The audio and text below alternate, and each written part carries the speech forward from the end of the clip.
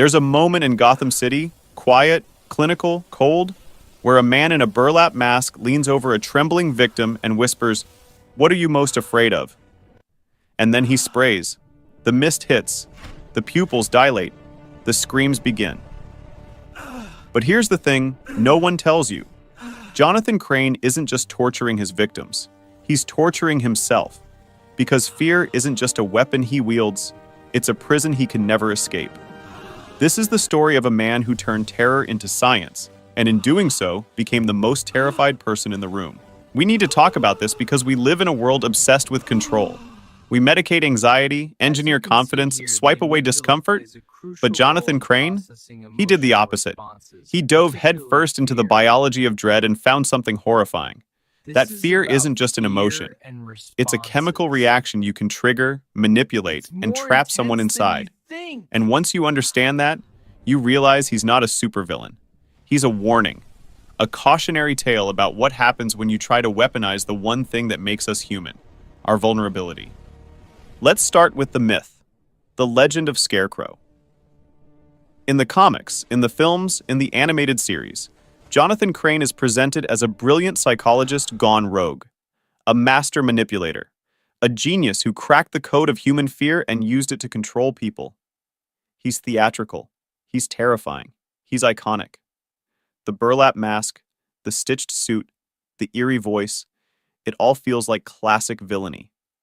Like he chose fear because it was powerful, because it gave him an edge, because it made him dangerous. And for decades, that's how we've consumed him. As a monster, as a freak, as someone so far removed from humanity that we can watch him without ever feeling implicated.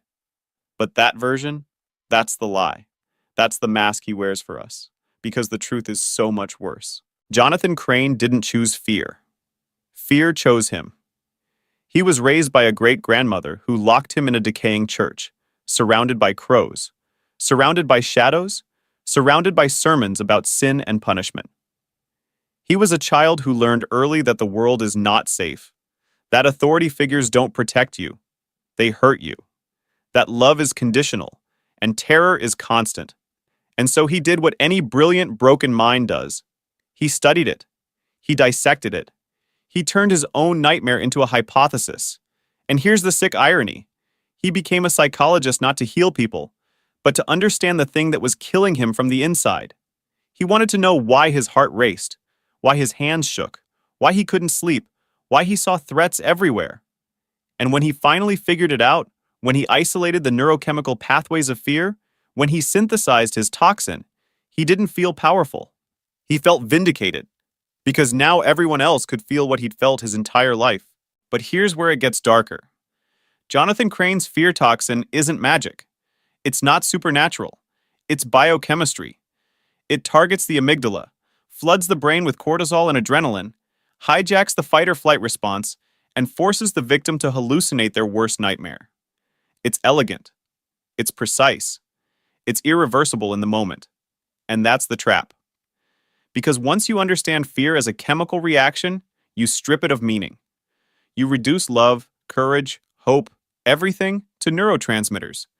You see people as meat puppets controlled by synapses. And that's what happened to Crane. He stopped seeing humans. He saw lab rats. He saw data. He saw himself.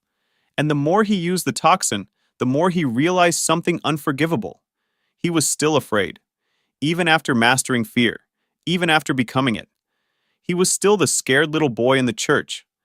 The toxin didn't free him. It just gave him company. And that's the paradox no one talks about. Jonathan Crane is the most fearless villain in Gotham, and the most cowardly. He doesn't fight Batman hand to hand. He doesn't scheme like the Joker or seduce like Poison Ivy. He hides. He runs. He uses proxies. He watches from a distance. Because deep down, he's terrified of being hurt again. Terrified of being powerless again. Terrified that someone will see through the mask and realize he's still that broken child. So he strikes first. He makes you feel what he feels. He drags you into his hell and calls it justice. But it's not justice. It's projection. It's revenge on a world that never saved him. And the cruelest part? He knows it. He's self-aware enough to see his own pathology, brilliant enough to diagnose it, and broken enough to keep doing it anyway. Because stopping would mean confronting the real fear, that he's not a genius, that he's not powerful, that he's just a victim who never healed. The consequences of this are everywhere. In the comics, Crane's toxin doesn't just affect his victims, it affects Gotham itself. People stop trusting each other, paranoia spreads, communities collapse, because fear is contagious. It doesn't stay contained, it leaks, it metastasizes. And Crane knows this. He's not just poisoning individuals, he's poisoning the social contract.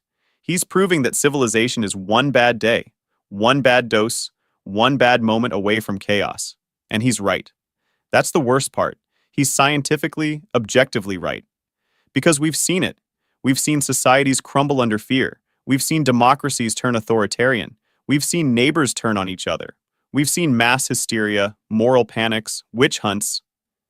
Jonathan Crane didn't invent fear. He just weaponized what was already there. And in doing so, he became the most dangerous kind of villain, the one who tells the truth. So, what does that leave us with? A man in a mask who can make you see your worst nightmare. A man so brilliant, he turned trauma into a toxin. A man so broken, he can't stop poisoning the world because he's still trying to poison the pain inside himself. And here's the thing. We judge him. We call him evil. We lock him in Arkham. But we never ask the question that matters. What would we do? If we grew up terrified? If we learned that fear was the only constant? If we had the intelligence to turn that fear into power? Would we be any different? Or would we too become the thing we feared most? Jonathan Crane is a mirror, a dark, distorted, chemical-soaked mirror. And if you stare long enough, you'll see yourself.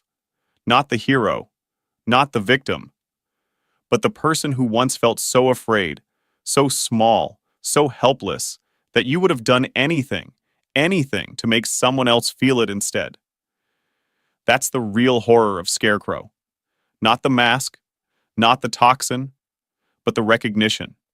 The realization that fear isn't something that happens to us. It's something we become. And once you become it, once you let it define you, once you turn it into your identity, you're no longer the victim. You're the scar. And scars don't heal. They just remind you of the wound that never closed.